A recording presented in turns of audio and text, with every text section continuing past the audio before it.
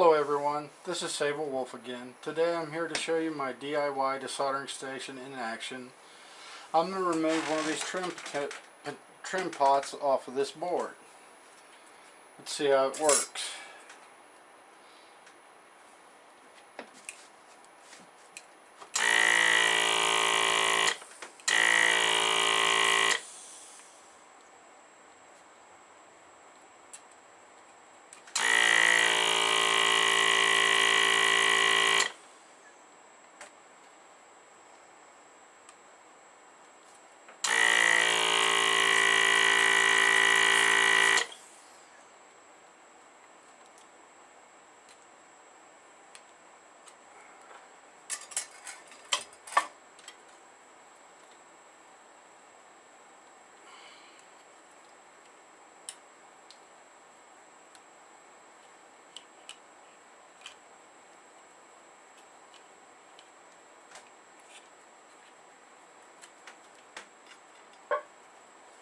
There we go.